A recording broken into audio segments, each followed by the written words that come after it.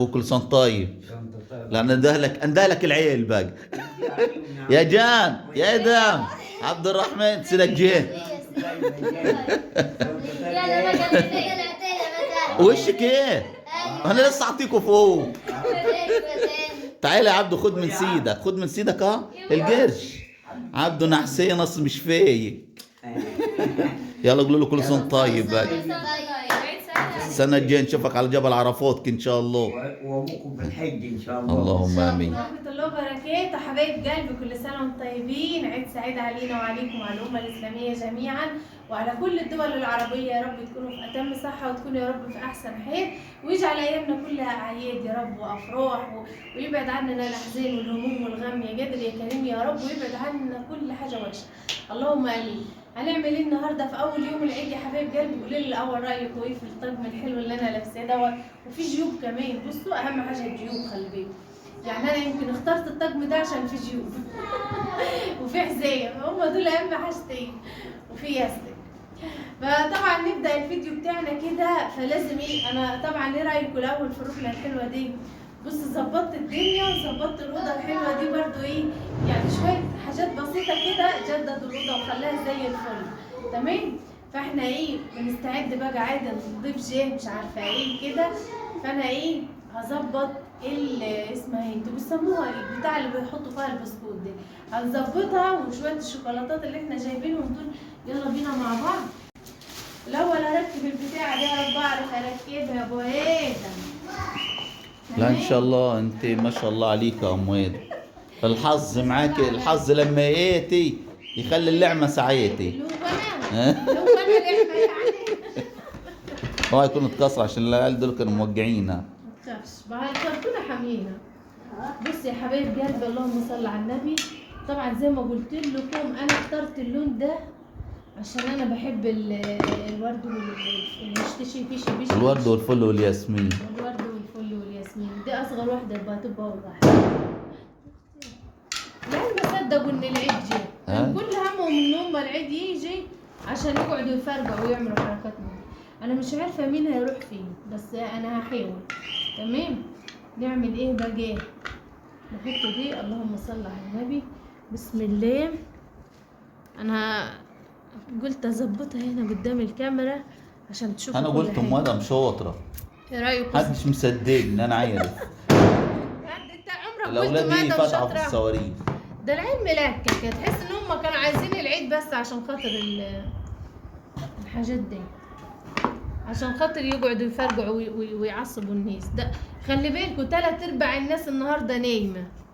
انا مش عارفه منتظرين العيد عشان تناموا يا فرحه. أيوة، طالعين من شهر عبيده برضه. كتاب الله كله نايم. ربنا يتقبل يا رب صالح العامين. يعني احنا اللهم امين، طلعنا بره رحنا عند الجماعه وجينا. عايزه اقول لكم الشوارع فاضيه.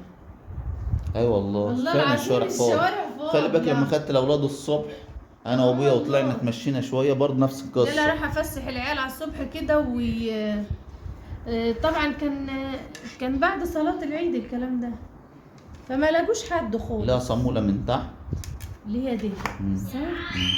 يا واد يا جامد، لا عرفت يا خيرك كيف بس سلم ويقول لي علي النعمه ما هتعرف. طب اديني عرفت. المفروض ان انا اعمل عليك حق عرب ونعمل جلسه عرب ونحكم على ابو ادم عشان على طول مكسر مجاديف. والنبي بخلف الجلسه يبقى جايه دول معروكي يا كبسه سعودي. ده انت داخل على طبق. معلش. وفي اكله في ليبيا اسمها ايه مشهوره في ليبيا، اسمها الدربكه. دربكه. احنا عاملين حفله هيك. اسمها الدربكه والله حاجه. ايوه الاكله المشهوره في ليبيا اسمها ايه يا اخوات؟ مش اسمها دربكه على الصن وعلى الدربكه. ده تغنم وين؟ دي مش اكله، دي اغنيه في مهرجان. طب والله شكلها حلو. بصي يا اخوتي اقسم بالله انا قلت لكم هتعجبكم، وفي ناس كتير قالوا لي خلي بالكم في تعليقات حلوه. انا شفتها واحده حبيبتي جيت لي انا زيك بحب الدربكه. فرجانا كده ورانا كده. بحب انا الالوان. بعد اذن حضرتك تنعم علينا وقومي وقومي. اصل انا بالطقم الجديد طول ما انا نضيفه مش بحب. لا انت تكبر علينا تكلميني وانت قاعده ولا ايه؟ لا ما هو كده. ايه الولايه دي؟ ده انا كويس ما حطيتش رجل على رجل وانشكحت. امال ايه؟ طول ما انا لابسه طقم جديد مش بحب اكلم حد. امال ايه؟ ولا ساب ولا سبت ولا اتنين. ماشي. ايه رايكم؟ حلو والله، الله ينور. عسل. لا والله ماليش كتير انا بسمع عنك ده. عارفه يا اخويا؟ ما انت شاطره اهو. اعداء اعداء النجاح يعني. طب تمام. اعداء النجاح يضطهدوني.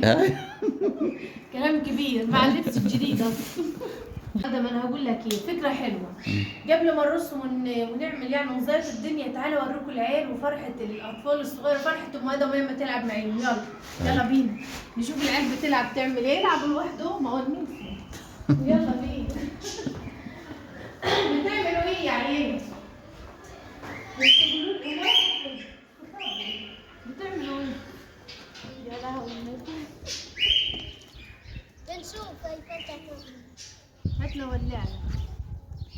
طباخ بوي طلبوا كل حاجة. ده انا برجع على شو. خلصوا الصواريخ. فين الصواريخ يا فارس؟ ها؟ يا فرحة يا فارس. كله فرقع وخلصوا كل حاجة. مرة عمك كانت جاية تفرقع معاكم. تلعب معايا. انت جاية تلعب معاكم. والله لا اجيب عندي الصواريخ لوحدي. ايوه. الصواريخ كنت بتحلم انت تلعب معاهم. انا عارفه إنهم بس فشلتي. مخلصين الصواريخ ها؟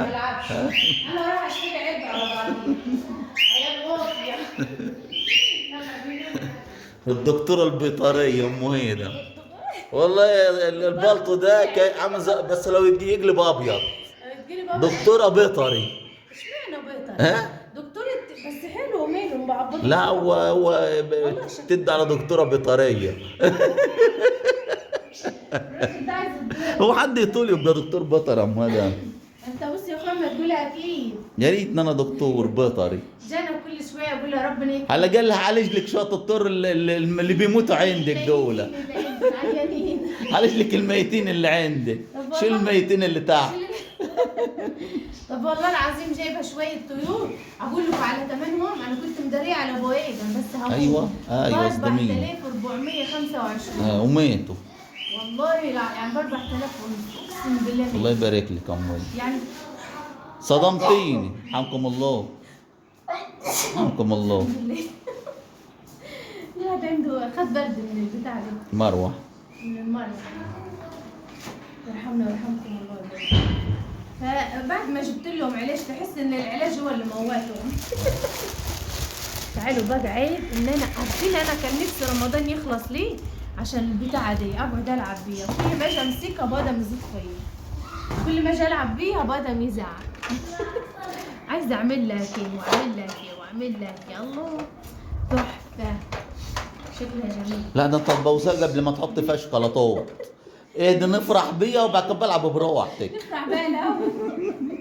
ده تبوظها قبل ما نفرح بيها. ابيتها وقفت على الواحده يا شباب. احنا جايبينها ديكور كده عشان ايه اول ما حد يدخل يشوفها يقول ده ولاد نيس. ده انا هظبطهم الوقت والمه. ايوه. اقول عشان ما يتكسروش. بعد ما تفرش الشوكولاتات دول تلم الشوكولاته اهم حاجه. يلم خلصوا. الفيديو خلاص خير مش عايزين حد يعرف بالكلام ده ماشي. سر صح؟ ايوه فعلا بعد ما هتفضحيني ولا ايه؟ محدش هيعرف. ايوه بعد ما تخلصي ونصور الفيديو لمي. يا لهوي. لم بسرعه. ابو ادم اللي بيقول ابو ادم بخيل يا جدعان. ما حدش يقول لحد. لا ما انت ما تحكوش ما حدش يبلغ حد يا اخواتي الجيل ده. ده سر على اساس ما حدش هيعرف صح؟ الله ينور اموال. ايه رايك يا اخوي؟ بسكوت ام اعمل لك وادم عصير يا ده. اخوي؟ بسكوت ام اجيب لك عصير يا اخوي. اعمل لك. يا بركة رمضان خلي. والله ده لما غنيله بعد ما مشي. فيها بركة العيد خليكي. ده زهد مننا بدري ها؟ بدري. الله ينور ام وادم. انت يا دب انت مصور من غير ما تقول لي. الله ينور. اصل انت ايش فيها ما انا المبا قاعده اغني حاجات اجيبها من دماغي. مؤلفه. بس حلو جوك ايه؟ ايه؟ انت مش هتلمهم بعد ما نفرشهم. كفايه كفايه. بلاش فضايح. كفايه. يا ابني فضايح كفاية. لو جرست. يعني من كتر اللي بيزورونا يعني لا مؤاخذه ما كده كده حتى لو سبتيهم برضه هيتلموا. هيتلم. احنا كده كده احنا اللي هناكل منهم محدش هيدخل يبص عليهم يا حتى. اخويا ده انا الناس داخله وطالعه عندنا. ايوه اللهم صل على النبي. على ولد. انا حواليا كتير. ده انا جيت لك مقفل الباب في وش الناس من كتر الناس. من اللي كتر عندنا. الضغط عليك يا عيني. من كتر ضغط الضيوف والمعازيم اللي عندنا. انا حواليا أنا كتير. حواليا كتير. قال له مين اللي حواليك يا وليه انت؟ مين اللي حواليك؟ اخ يا ابو ادم يا مفضوع يا مفضوع. الراجل ده فقر على فكره. بص حتى السكر عندهم ضمير. هاي بيقولوا السكر الناعم ده مش عارف بيسبب امراض والكلام ده، حقيقي الكلام ده. بس ما احنا طول بنعمل عمرنا- بيه اي حاجه. أيوة، طول عمرنا لما ناكل السكر. انتوا عارفين كانوا ومش بنحط على البسكوت ده بس، يعني ده البليله نفسها بيتحط عليها. البليله حاجات كتيره جو. ومن صغرنا يعني من واحنا اطفال. قولي يعني انت منتظره المرض اللي انا قلت لك عليه. في حد يدخل الوقت يقول هيجي لك قريب. سيبها على الله، سيبها على الله يا مرسي. ايوه اللي فيها لله ما تغرقش يا اخويا. عايزك تنجم السليم بس عشان ده تصوير. يا مفتوح اسكت بقى. السليم وما يكونش محروقين. ده تصوير، ليه؟ ده تصوير. ليه يا اخو؟ ده حاجه زي الفل ونعمه اللهم يا صل. قريبه. نعمه يا قريبه. ده حاجه فل. حاجه فل الفل. انا ما رضيتش ادي عمتي منه، ها؟ كانت هتفضحني. اقول له القرف اللي انت جايبينه.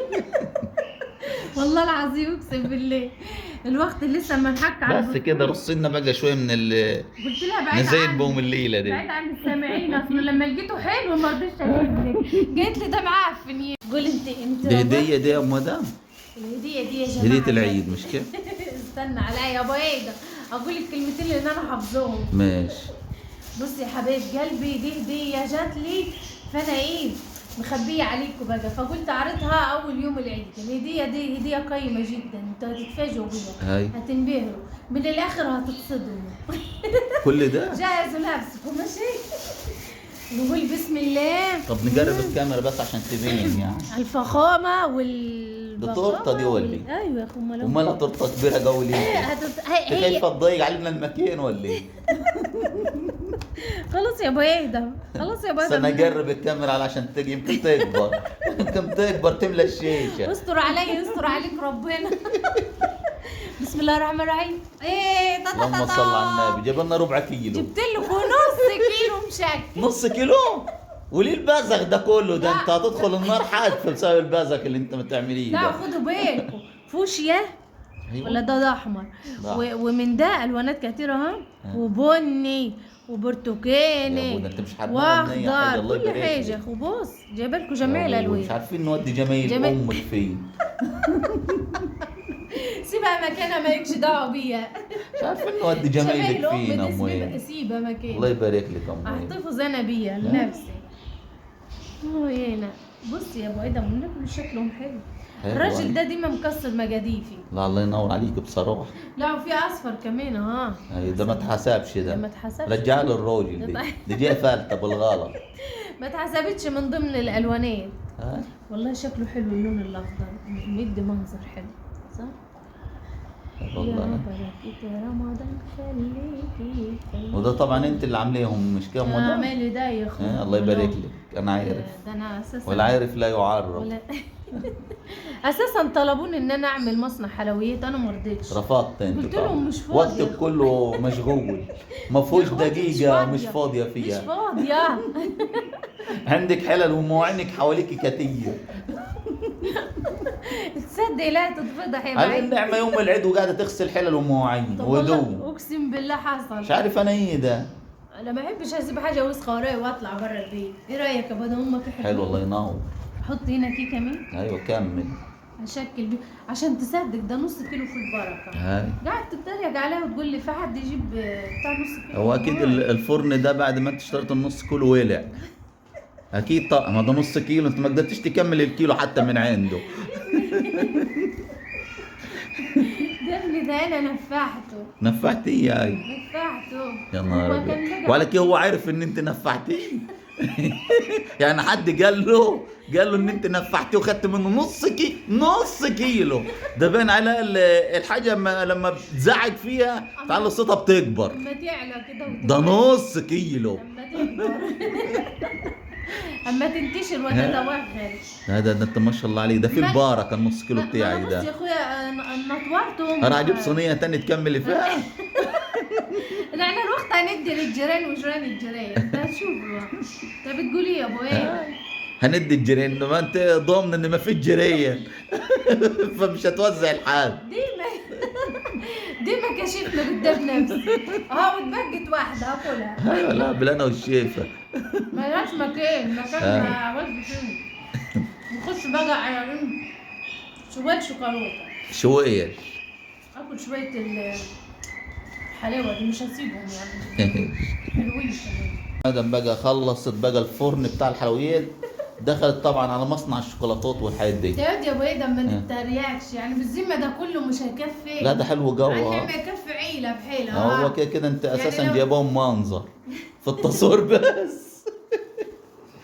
انا عارف انت بتشخط في الحياه تكبر. موضوع ده في 20,000 واحد هيتابعوا وهياكلوا والله بالصوت هياكلوا ده. من ده. انت ما بالك ايه يعني. ده كل واحد ياخد صوره ويتصور جنبها ويرجعها تاني، ياخد واحده يتصور جنبها ويديها لزميله. ايوه ها ده في حد اتصل الصبح يا ابو ادم يقول لي انت الحاجه فاطمه؟ قلت له ايوه يا اخوانا الحاجه فاطمه. فاطمه ثعلبه. اقسم بالله راح قال لي انا اسف ده النمره غلط. قلت له والله هو ده النمره غلط كيف؟ احطهم هنا دول ولا احطهم؟ شايف دول شوكولاتات بس باين. طب انت وزع شوكولاته ربع كده نشوف الفوق. لا ما يقولوا لك من تحت من هنا تحطوا فول بقى ولب. انت ما شفتش؟ ده مين اللي قال لك تحت؟ ده انا شفت مرسوم على البتاع. والله يعني ما حدش قال. امال مين اللي قالوا لك؟ اما تقول لي اصل قالوا لي. اصل ما يقولوا أصل احنا ما عندنا يقولوا. خلي بالكم المنيا كلها يقول لك ايه وقال له روح بقى وبتاع وحصل مش عارفه ايه وبتاع ومش عارفه ايه برضه حصل وبتاع. دي لغه المنيويه. وبعدين لما يجي يتكلم يقول ايه ده بيقولوا لك كذا، بس عشان تدور على مين اللي بيقولوه مش هتلاقي حد. هو البتاع اللي ما يدور عليه دول له سنه برضه ما فيش. هم المناوي 100 عليهم. النهارده يا اخواتي ابو ادم راح صلى في الفولي، ما اقولكوش على كميه الناس اللهم صل على النبي. وكانت ناس تجمهر، ناس كتيره قوي كانوا واقفين بره الجامع متضامنين مع اخواننا في فلسطين. احنا خلي بالك مش في المنيا بس، ده على مستوى الجمهوريه. احنا العيد بتاعنا النهارده في مصر، في مصر في جميع محافظات مصر، مش في المنيا بس او في الصعيد بس. ما شاء الله عليهم كله بقى متضامنين مع اخواننا الفلسطينيين. اللهم امين يا رب، اللهم امين. بحط جاه حبيبك المصطفى. فوالله العظيم النهارده يعني ابو ادم يقول لي اول عيد عايده يعني، والاقي فيه فعلا كميه الناس والتجمهر ده، ناس كتيره قوي. طب انت كده مليتها فول، امال انت الشوكولاتات ده تحط فين؟ انا هحطهم بص ما في دراج على ولا فين اللي دراج على وجهي؟ ولا هو مش ما يتحط كل مش عارف فروق. ايه. انا ما ده فعلا ده انا جايبه شوكولاته صح كتير. شويه لا هحطه في كل حط في 2 من دي. ايوه ما احنا نعمل اهو. مش هتشيل صغير، مش هتكفي. مش هتكفي. استنى بس يا ابو ادم انا هظبط لك الدنيا يا ابو ادم، اهدى بس عليا شويه. اللي من تحت اكبر من اللي فوق. اللي من تحت اكبر جوه انا مليته فوق بس. ما انت المفروض كنت جبت لي برضو ايه. طب ده هم اتمالوا كده، هم اتمالوا. هحط لك برضه عليهم شوكولاته.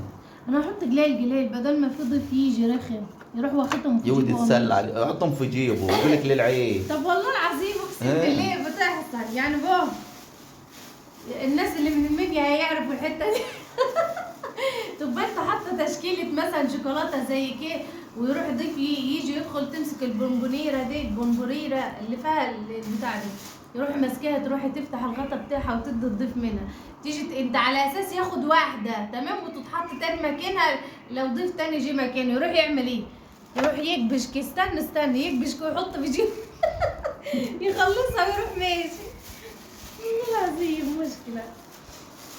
ما تمشيش معاهم قصه واحده دي. لا ده بياخدوا اليوم للعيد وللاسره الكريمه. الاسره كلها. والله العظيم ما عندناش احنا، اصل احنا سخي زياده عن اللزوم. هوريك يا ابو ادم تشكيله انما ايه، حتى يبقوا قليلين لو في ضيف رزل دخل خاتهم ما حزنش عليهم.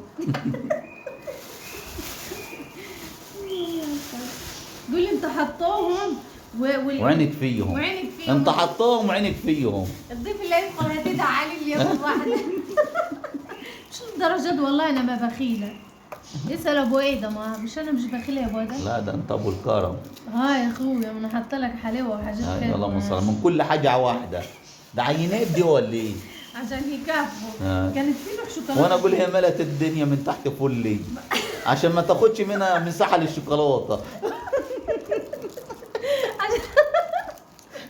دايما فاهمنا صح الراجل ده. ايوه يا اخي مش للدرجه دي يا اخي، اخص عليك يا بدر. قال لي اليوم ده انت كده، ده انت تتحاسب على البذخ اللي انت فيه ده. الاسراف اللي انت فيه والله ده. لا حب المبذريه هاي مش مبذر. هاي لو انت الاسراف والتبذير بتاعك ما شاء الله طب عليه يعني. والله ان شاء الله معانا حد حاوج احط حلويات. زود واحدة تانية عشان خاطري هنا. حلو يا بعيد الله يا اختي ده والنبي كل حاجه. ونيجي بقى هنا يا حبايبي، دي ايه بقى؟ لأهم نقطة في الموضوع، اللبس الجديد. انا ولاد عامة بيعملوا ايه في الموضوع يعني في ليلة العيد وكده؟ بيروحوا هم يناموا في الارض. والله العظيم زي ما بكلمكم، ويفرشوا الهدوم على السرير، يناموا الهدوم مكانهم وهم يناموا في الارض، ويبقوا فرشينها كأن حد لابسها ونايم. والله العظيم عيال مشكلة. عبد الرحمن جم من النوم اخر واحد، هو الوحيد اللي بيعطلنا.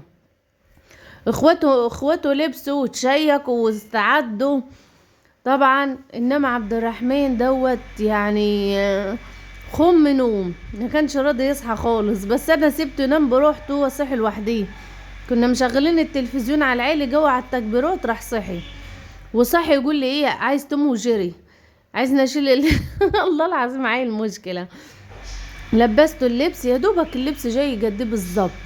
انما الاخت جانا بقى مظبطه حيلها قوي جوجو دي.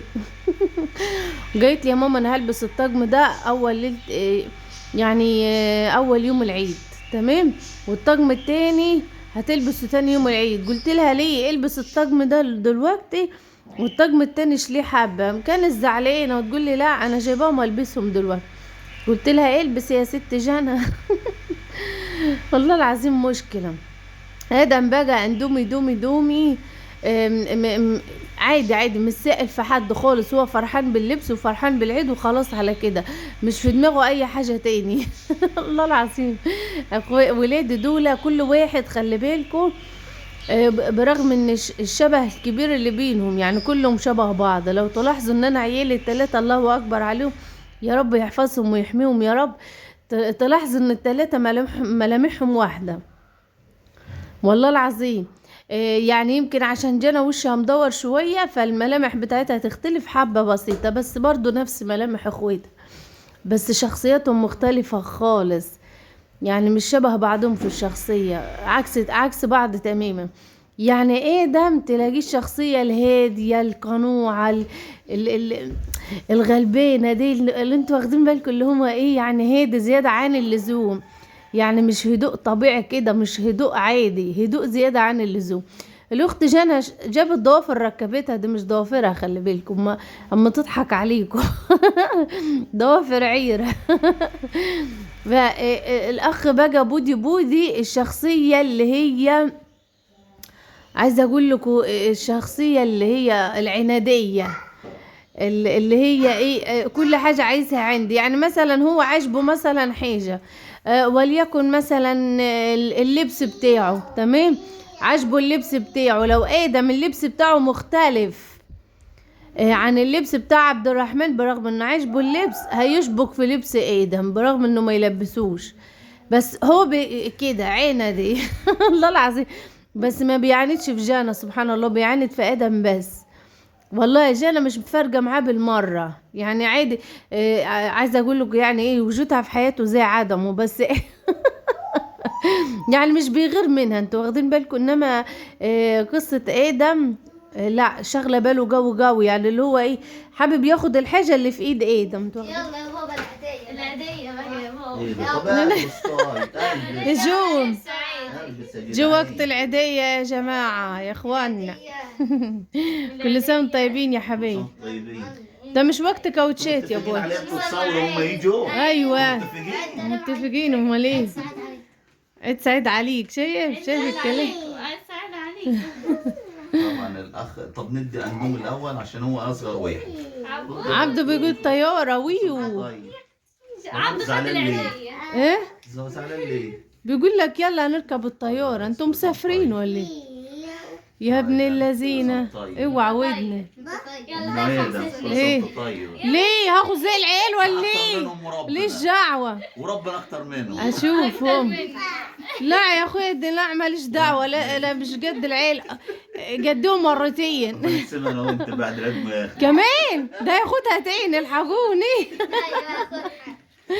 بس ايش هيك ده يا ابو ايه لا لوجد. واللي بصش الجو ضحك عليكم. النهارده العيد وهتمطر. الجو ضحك عليكم. هو اجلوا لنا العيد، جابوا لي الاثنين بدل الحد عشان هتمطر. عشان تمطر النهار. اليوم بتاع العيد بتاعنا. وشنا حلو قوي. طبعا كل سنه وانتم طيبين يا اخواتي كلكم، كل سنه طيبين، وكل سنه وانتم طيبين برضه اخواتنا الفلسطينيين. ربنا ينصرهم يا رب. اللهم امين. طبعا جانا كانت محضره لكم كوبليه صغير كده. على عهد على ناديني على عهد تلاقيني أنا دم فلسطيني.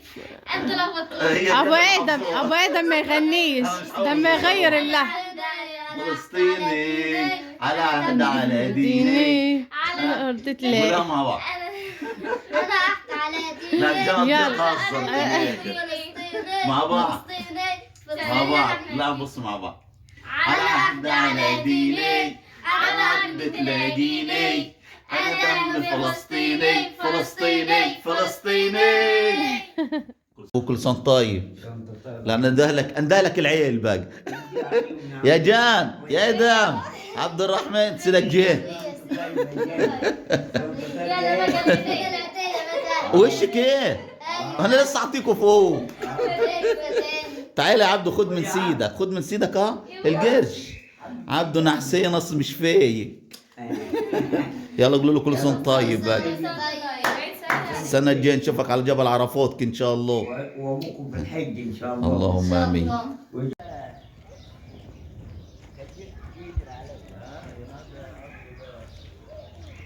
جان بوي.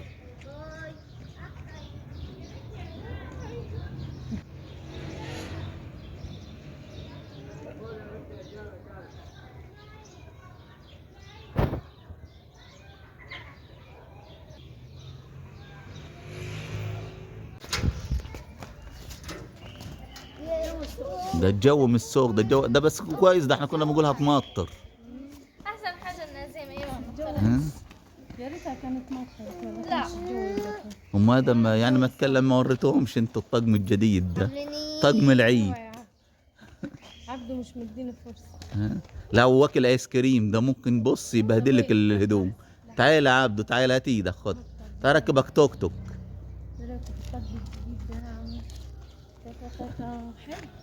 مية مية الله ينور.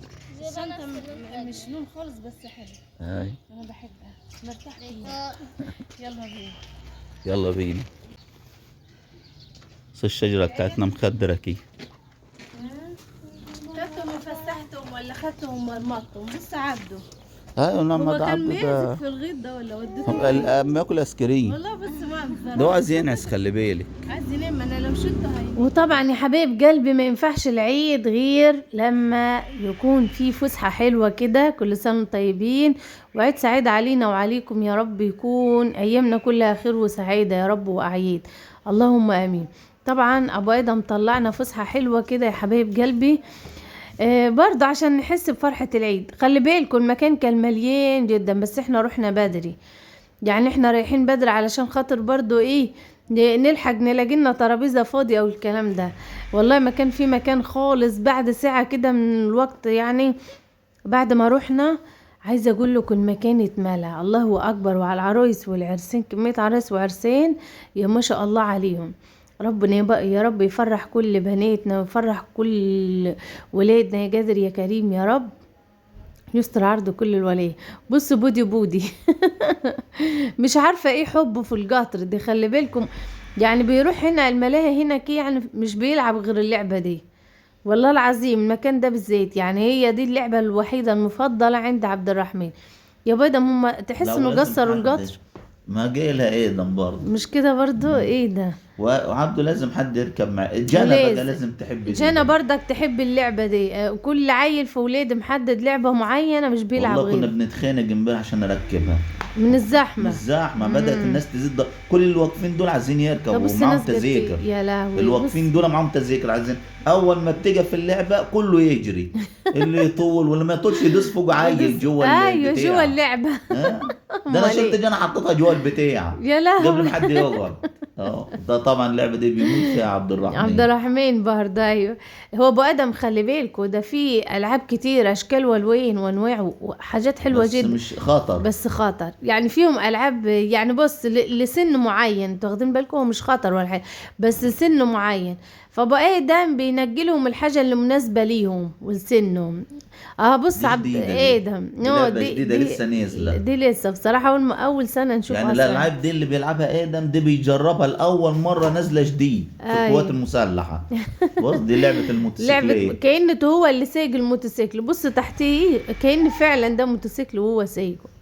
خلي بالكوا يا اخوات احنا دايما بنروح القوات المسلحة بعيد او من غير عيد، يعني ما نحب نروق دماغنا كده شوية بنروح. والله يعني مكان حلو ومش جدا في الاعياد وامان. بس، احنا بنروح في اي وقت يعني. ما يوم أنا- جمعه كده قاعدين نحب نغير جو بنروح فيه، لان امان الامان بصراحه يعني.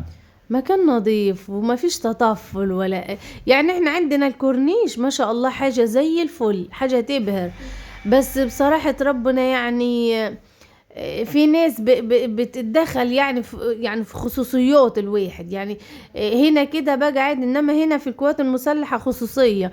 هناك عايزين يوكلوكوا بالعافية، يشربوكوا بالعافية، مشاريب بالعافية هنا تقعد بروحتك، تاخد اكلك معاك، ما تاخديش تشتري. عندهم برضو كمان انا اكل. مديخ في اللعبه مكان دي. حلو. اللعبة دي برضو حلوة بس مش بيستحملوها يعني. بيختارها كل مرة، أول مرة بس تركبها هو لهم يا المقطع بابا. اللي جاي ده ام ده. بص ابو ادم قاعدين يغنوا لفلسطين. ربنا ينصرهم نصر عزيز مقتدر يا قادر يا كريم يا رب. نختم بالدعوة الحلوة دي مع الف